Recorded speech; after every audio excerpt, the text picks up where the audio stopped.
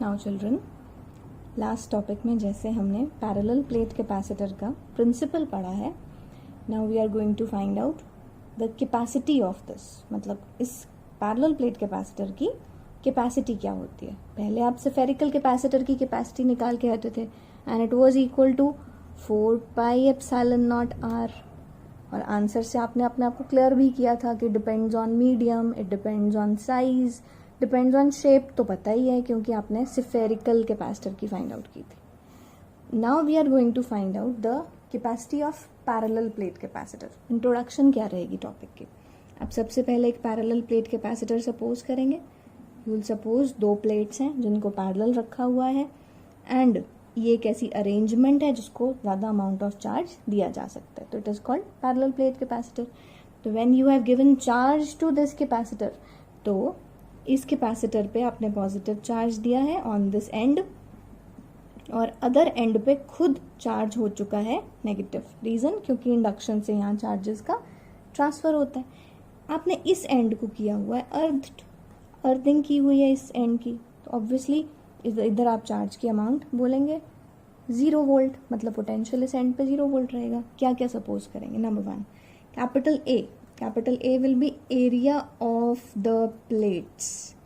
दोनों प्लेट्स का एरिया आपने कैपिटल ए सपोज किया है ना। प्लेट एरिया यहाँ पे अगर आपको नजर नहीं आ रहा तो आप ऐसे देख सकते हैं कि if this is the plate, ये अगर प्लेट है आपके पास तो आपने इस प्लेट को ऐसे रखा हुआ है, मतलब जब आप इस प्लेट को देख रहे हैं तो आपको सिर्फ उसका ये वाला पोर्शन नजर आ रहा है और एरिया कहाँ है, पीछे। This is the area of the plate, ठीक है। दूसरा क्या सपोज करेंगे, we'll suppose the distance between the 2 plates. दोनों प्लेट्स कितने डिस्टेंस से दूर है, let this be D, it is called distance between the plates. अब दोनों प्लेट्स के बीच में आपने इमेजिन किया कोई मटेरियल नहीं है, आपने मटेरियल डाला भी नहीं था, तो इट इज एयर या वैक्यूम। वैक्यूम नॉर्मली नहीं प्रेजेंट होता, एयर होती है। तो एप्सिलॉन नॉट को आप क्या कहेंगे, it is the absolute permittivity of free space, जो कि इनके बीच में है। इन दोनों के बीच में आपने इमेजिन करा एयर है या फ्री स्पेस है, तो आपने उसको इमेजिन किया जो परमिटिविटी है दैट इज एप्सिलॉन नॉट। अब इसको चार्ज दिया है, let charge given to the first plate is Q, charge given to the second plate is minus Q. अब आप जानते हैं कि अगर आपको चार्ज लिखा है, अगर आपको लिखना होता द सरफेस चार्ज डेंसिटी, तो उसका सिंबल हमने अब तक पढ़ा है सिग्मा। तो sigma on plus first plate and minus sigma on second plate, basically sigma meaning charge upon area of the plate, ठीक है। आपको फाइंड आउट क्या करना है, we need to find out here the capacity. और capacity का basic formula क्या पढ़ा अब तक हमने, चार्ज अपॉन पोटेंशियल। इस फॉर्मूला को हम यूज करेंगे फाइनल आंसर फाइंड आउट करने के लिए। उससे पहले जब 2 इस तरह की प्लेट्स होती हैं, पैरेलल होती हैं, उनके बीच में इलेक्ट्रिक फील्ड कितना होता है, electric field between them. Electric field सबसे पहले कहाँ से कहाँ तक होता है, डायरेक्शन होती है from positive charge to negative charge. ये इलेक्ट्रिक फील्ड की वैल्यू है इस प्लेट्स के बीच में। और आपने गॉस थ्योरम की एप्लीकेशन से पढ़ा है कि इलेक्ट्रिक फील्ड की value between the plates will be equal to sigma upon epsilon naught. तो ये तो बहुत इजी हो गया, this is the first answer, या फिर फर्स्ट इक्वेशन जो आपको यूज करनी पड़ेगी, राइट। सेकेंड इक्वेशन अब हम यहाँ से क्या यूज करेंगे, हम पढ़ेंगे कि हमने एक और चीज पढ़ी है, that is the electric field is potential gradient. Electric field is equal to negative of potential gradient, जिसको how we use to write, अगर हम देख लेंगे तो याद आ जाएगा। Electric field is equal to minus dv by dt, जब ये वेक्टर क्वांटिटी होती थी। माइनस साइन तो जस्ट आपको सिंबलाइज करता है कि in the direction of electric field potential reduces. Otherwise vector हटा देंगे तो माइनस साइन आप यहाँ से रिमूव कर सकते हैं। तो इलेक्ट्रिक फील्ड क्या होना चाहिए, तो आप ये देखें कि ये फॉर्मूला dv बाय dr, ये फॉर्मूला उस केस में था जहां इलेक्ट्रिक फील्ड वेरिएबल होता है। इन दिस केस इलेक्ट्रिक फील्ड तो कांस्टेंट है बिटवीन द प्लेट्स, तो इसलिए आप इलेक्ट्रिक फील्ड को लिखेंगे potential between the plates by the distance between the plates. This is your equation number 2, ठीक है। अब इक्वेशन 1 और 2 को यूज कीजिए। इक्वेशन 1 और 2 को यूज करें तो कंपेयर इक्वेशन 1 एंड 2। क्या आंसर आएगा? ई लेफ्ट हैंड साइड है दोनों की, तो दोनों की right hand side equal sigma upon epsilon naught is equal to V by D. आप यहाँ चार्ज की वैल्यू पुट कर दीजिए, सिग्मा की वैल्यू होती है charge upon area, epsilon naught this is equal to V by D. What is the value of v from here? Generally value v की निकाल लेते हैं, v इज इक्वल टू आ जाएगा Q D by A epsilon naught. This is your equation number 3। Equation 3 को just आपने क्या करना है, let this be equation number, इसको नंबर दे सकते हैं 1 स्टार। तो आप क्या लिख देंगे, put 3 in 1 star. What will we get? c is equal to q upon v की value Q D by A epsilon nought. q से q कैंसिल हो जाएगा, but you will be left with epsilon nought a by D. तो what is the capacity of this capacitor? It is equal to epsilon nought a by D. तो अब आपने answer किसका find out किया? This is the capacity of a parallel plate capacitor. ये भी depend करती है किस पे? मीडियम पे। मीडियम को रेफर कौन कर रहा है यहाँ पे? Epsilon not which is called permittivity. It also depends on shape and size.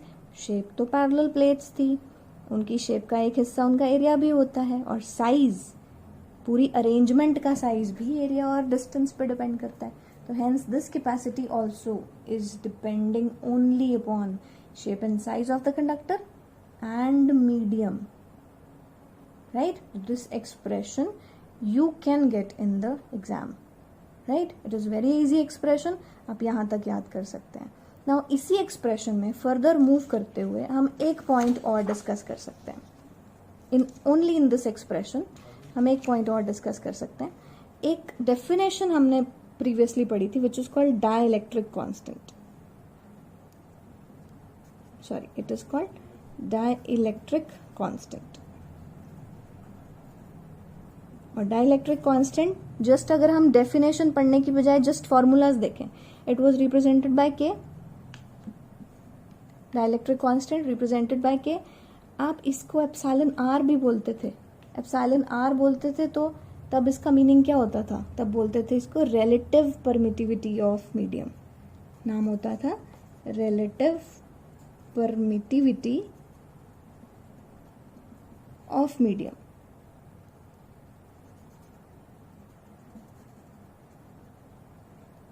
All right, अभी किसके इक्वल होती है रिलेटिव परमिटिविटी? इसके कई फॉर्मूलाज हम शुरू से पढ़ सकते हैं, from the very first chapter. F naught by F M, आप इसको इलेक्ट्रिक फील्ड के केस में E naught by E M भी बोल सकते हैं, ठीक है। इन केस ऑफ कैपेसिटेंस, अब जब हम कैपेसिटेंस पढ़ रहे हैं, तो in this case it is C M by C naught. इसमें थोड़ा सा फर्क है, C M by C naught. और अगर आप इसको सिर्फ परमिटिविटी की टर्म्स में पढ़ें, then it is epsilon upon epsilon naught. पहले से स्टार्ट करते हैं। दो चार्जेस हैं, दोनों वैक्यूम में पड़े हैं, उनके बीच में जो फोर्स होगा उसको एफ नॉट बोल रहे हैं। अगर उन दोनों चार्जेस के बीच का मीडियम चेंज कर दिया जाए, मतलब मीनिंग उनके बीच में कोई मीडियम इंसर्ट कर दें, तो एफ एम उनके बीच का फोर्स होगा, और F naught by F M की वैल्यू के होती है, ठीक है। आप इसको electric field in vacuum divided by electric field in medium भी बोल सकते हैं। Now here in this case capacity medium डालने से सी एम हो जाती है और पहले सी नॉट थी, तो what will be the capacity when medium is inserted? Medium आ जाने से यानी डाइलेक्ट्रिक कांस्टेंट टाइम्स हो जाती है कैपेसिटी। इस वाले फॉर्मूला को भी आप याद कर सकते हैं, that the capacity while inserting the medium rises by an amount of के टाइम्स। अब ये एप्सिलॉन का क्या फंडा है? इसको बोलते हैं एब्सोल्यूट परमिटिविटी, इसको भी कहते हैं एब्सोल्यूट परमिटिविटी, बट ये होती है एब्सोल्यूट परमिटिविटी ऑफ मीडियम, और ये होती है एब्सोल्यूट परमिटिविटी ऑफ वैक्यूम या free space. Then epsilon R is equal to epsilon by epsilon naught. तो एप्सिलॉन का एक formula epsilon R times epsilon naught. आप एप्सिलॉन आर लिखने की बजाय के भी लिख सकते हैं, this is called dielectric constant. तो अगर आपको कहें कि ये एक पैरेलल प्लेट कैपेसिटर है, इसके बीच में you have inserted a medium, और जिसका डाइलेक्ट्रिक कांस्टेंट है के, तो what will be the new capacity? आप कहोगे ओल्ड क्या थी? ओल्ड कहोगे इट वाज सी नॉट। आपने मीडियम जो फिल किया है वो पूछते हैं पूरा फिल किया है, आप कहोगे यस, कोई जगह खाली नहीं छोड़ी, पूरा मीडियम फिल कर दिया है। तो न्यू कैपेसिटी क्या हो जाएगी? New capacity will be k times the old one, यानी capacity will be k C nought. और C नॉट क्या था? k, और C नॉट की वैल्यू तो थी epsilon not A/D।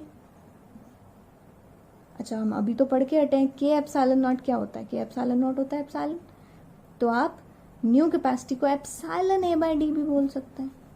Meaning medium also plays a very important role. Medium change होने से कैपेसिटी की वैल्यू बदल जाती है। और मोर ओवर ये जो k होता है इट इज़ ग्रेटर देन 1। तो इसका मीनिंग हमेशा मीडियम डालने से, कोई भी मीडियम आप इंसर्ट करेंगे, कैपेसिटी राइज ही करती है। तो कैपेसिटी राइजेस।